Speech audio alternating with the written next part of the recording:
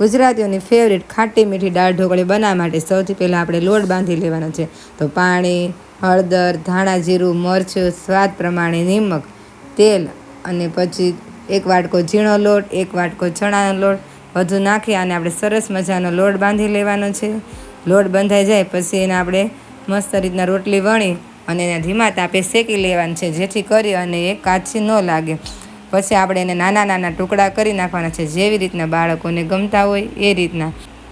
દાળ બફાઈ ગઈ છે પછી એમાં આપણે થોડુંક પાણી નાખી અને પછી ધાણા જીરું, લાલ મરચું, ગોળ સ્વાદ પ્રમાણે, લીંબુનો રસ અને સ્વાદ પ્રમાણે મીઠું નાખી અને બધાને આપણે બ્લેન્ડરથી ઝેરી લેવાની છે. દાળ મસ્ત થઈ ગઈ છે. પછી એને આપણે ધીમા તાપે ઉકળવા દેવાની છે. દાળ થોડીક ઉકળી જાય પછી એમાં રોટલીના ટુકડા નાખી અને પછી એને આપણે મસ્ત મજાની ઉકાળી લેવાની છે. દાળ થોડીક ઉકળી જાય પછી આપણે વઘાર માટે એક બાઉલમાં તેલ, રાઈ જીરું,